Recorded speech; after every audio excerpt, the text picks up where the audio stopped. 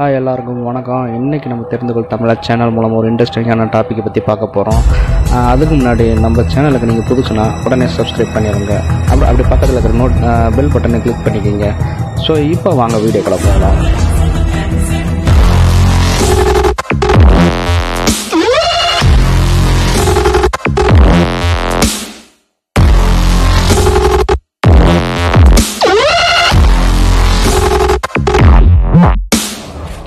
So என்னான்னு பார்த்தீங்கன்னா, இந்த விஷயம் வந்து நிறையா ஸ்டூடெண்ட்ஸுக்கு வந்து ஹாப்பியாக இருக்கும், ஒரு சில ஸ்டூடெண்ட்ஸுக்கு வந்து வருத்தமாக இருக்கும். அது நிறைய முக்கால்வாசி ப்ரைவேட் டீச்சருக்கு வந்து ரொம்ப கவலையாக இருக்கும். பிகாஸ் இதனால் வந்து சில வேலைகள் இல்லாமல் இருக்குமோ, அதனால் வந்து சம்பளம் வந்து பாதிக்குமோ அப்படிங்கிற கவலையில் நிறைய டீச்சர்ஸ் இருப்பாங்க.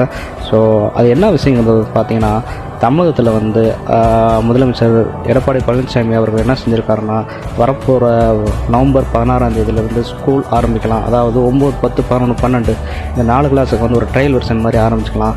அதுக்கப்புறம் அது எப்படி இருக்குன்னு பார்த்துட்டு அதுக்கப்புறமேட்டுக்கு அடுத்த ரிமைனிங் கிளாஸ்லாம் வந்து ஸ்டார்ட் பண்ணலாம் அப்படின்னு சொல்லியிருந்தார்.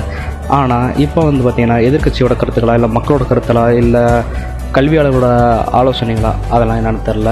ஸோ இதெல்லாம் வச்சுக்கிட்டு அவர் உடனடியாக நம்முடைய கல்வித்துறை அமைச்சரோட ப்ளஸ் ஒரு சில அமைச்சர்களோட கலந்து ஆலோசித்து என்ன பண்ணியிருக்காரா, தமிழகத்தில் பள்ளி கல்லூரி திறப்பு தள்ளி வைக்கப்பட்டுள்ளதாக தகவல் நமக்கு வந்திருக்குது.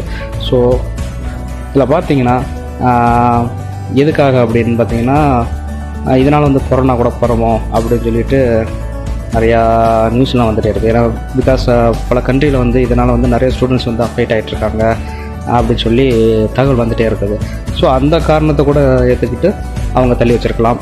ஆனால் டிசம்பர் மாதத்துக்கு பின் திறக்க அரசு முடிவு செய்யப்பட்டுள்ளதாக தகவல் வெளியாக இருக்குது. இது எந்த அளவுக்கு உண்மை அப்படிங்கிறது தெரில. வர்ற 16ஆம் தேதியிலேருந்து தான் நமக்கு இதோட உண்மையானது தெரியும். இல்லை அதுக்கு முன்னாடி அப்டேட் பண்ணுறாங்கன்னு தெரில. சப்போஸ் அவங்க அப்டேட் பண்ணாங்கன்னா, அவங்க அப்டேட் பண்ண அடுத்த செகண்டு நான் உங்களுக்கு அப்டேட் பண்ணுறேன். இது வரைக்கும் நம்ம வீடியோ வாட்ச் பண்ணவங்க எல்லாருக்கும் நன்றி. அண்ட் ஏதாவது ஒரு டவுட் இருந்தால் உடனே கமெண்ட் பண்ணுங்கள். தேங்க்யூ. நெக்ஸ்ட் வீடியோவில் நம்ம சந்திப்போம். பாய்.